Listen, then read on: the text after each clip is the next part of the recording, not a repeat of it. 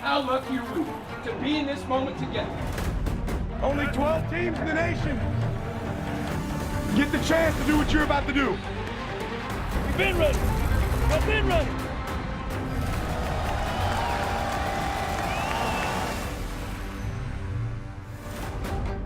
A lot of star quarterbacks in the college football playoff, which begins tonight, which brings us to this question. The playoff, technically, goes back to 2014. We go back to the era of the 4-team playoff. Which quarterback has the most combined playoff wins, meaning the CFP and the NFL? You have to have won at least one of each to qualify. All right, so everyone in the studio is yelling Joe Burrow. I'm going to dismiss that. I have a better one for you. A guy who played for 2 different colleges and has won a Super Bowl and played in another. The guy who looked at the camera and said, "Is that what y'all wanted to see?" Jalen Hurts is my answer. Jalen Hurts is right. Let's go! That baby. That is really Let's good. go! Everyone in this room was yelling Burrow. That's a very good. Hurts with 9, Burrow with 7. Trevor Lawrence and Deshaun Watson with 4 each. That's a good poll. Good question, that is Hembo. a good poll. Good question. Like that one a lot. Okay, let's go to Chicago. Great game coming up on Saturday night. We got the 10-4 Bears looking to maintain their lead atop the NFC North against the Packers, who beat them in Green Bay 2 weeks ago. Caleb Williams' job will be made easier because Micah Parsons isn't going to be there.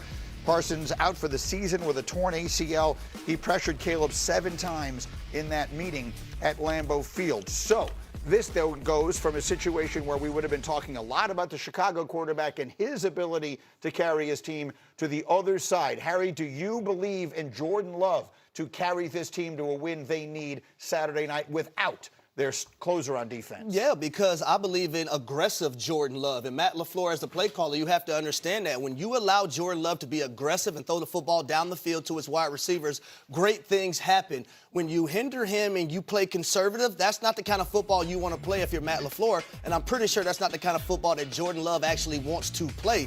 Now, here's what a lot of people are forgetting about the Green Bay Packers. Last year, when they didn't have Micah Parsons, they were a pretty damn good defense. They're still a good defense. Michael Parsons just elevates them to another level, in my opinion. It's a completely different defense, though, Harry. They had a top 5 defense, but it was with big Devontae Wyatt in the middle. It was with Evan Williams. It was with Lucas Van Ness. They lost a lot of guys, and you add Parsons, who was so good this year.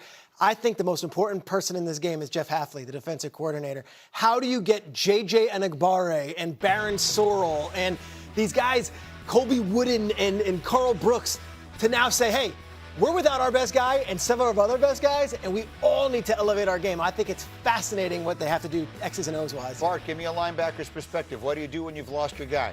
It's tough because Michael Parsons, you only had to rush 4.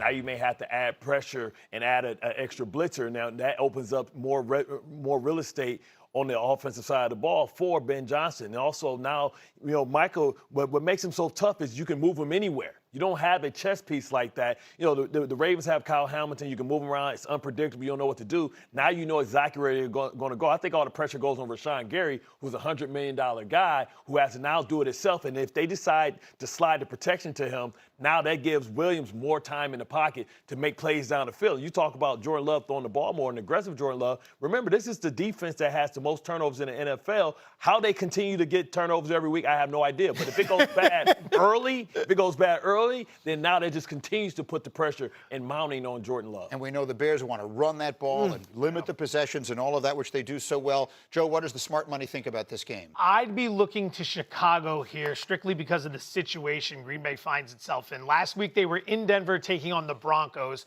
Coming off a road trip to Mile High has proven to be one of the toughest spots in the NFL. This year alone, the 6 teams that have gone to Denver the next week, 1-5 straight up. They're 0-6 against the spread. They're getting outscored by 11 points per game. This isn't even a 7-game rest period. You have to play on a Saturday with that turnaround. So the Bears find themselves in a very advantageous situation. Yeah, you asked me, could Jordan Love, lead them to a victory?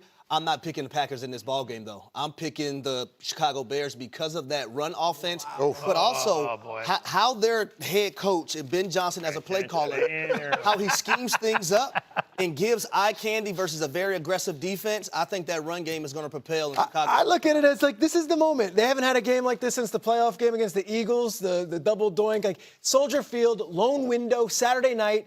This is the plant your flag moment against your rivals. Like, come and rise above and go and win this game. And raise your hand if you had the Bears winning this division.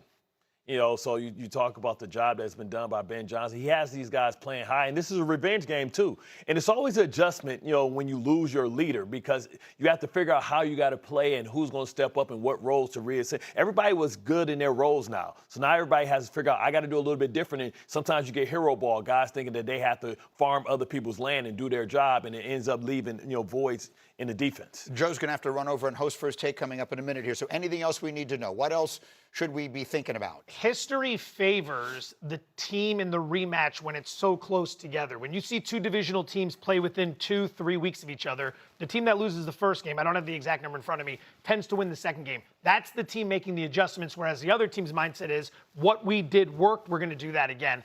I look to the Bears here, but those injuries at wide receiver or something. Gosh, Packers have historically just owned the Bears. To see that graphic is wild. Yeah, that's when they have somebody named Aaron. I would say this for Chicago, And though. Brett Favre before If that. I'm Ben Johnson, I'm telling my team, hey, we're not happy just to be here. Yeah, we gonna go punch take them what out. you want.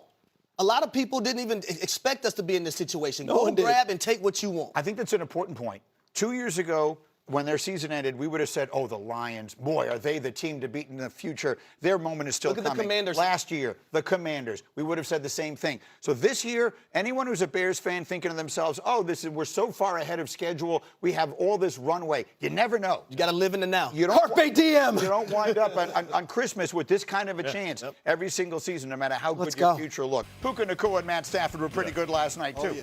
But with the victors go the spoils. It's an insane game, and it changes everything in the NFC. Instead of the Rams being what would have been a near lock to win the 1 seed, Seattle is now in the driver's seat to grab that top spot, but they're far from a shoo-in. Bottom line of it is this. The 49ers play the Colts on Monday Night Football. If the 49ers win that game, they will be in a position to win out and play every game in their home stadium. Their last 2 regular season games are at home. The second one is against Seattle. That would be for the number 1 seed, which means they would play 2 home games in the playoffs if they got that far, and the Super Bowl is in their stadium. So I feel like San Francisco, because of the injuries, has been sort of the overlooked team in all of this.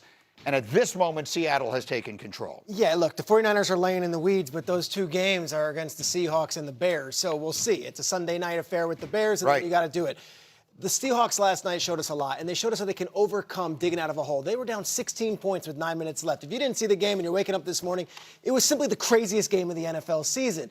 But Sam Darnold also looked terrible 3 quarters to the game. Right. We were all writing his obituary as an NFL quarterback, and he found a way to dig himself out as well. I thought they showed The game that got flexed to Sunday night for the 1 seed on the road. It could easily be exactly the same scenario this time in San Francisco. So if you're his teammate this morning, do you wake up feeling like Darnold finally got that albatross off of his back and now he becomes the guy we can trust? Yeah, I think he needed that, but also just the supporting cast. You talked about Shaheed and how important it is, because so often we talk about, offense, defense, but we always fail to talk about special teams. And now with the new rules, special teams is the equalizer because it flips the field and it changes and puts pressure on other people. And, Shaheed is... Don't always win. No. The Seahawks deserve all the credit in the world for one of the guttiest wins that we've seen in the NFL this year and in recent memory. Correct.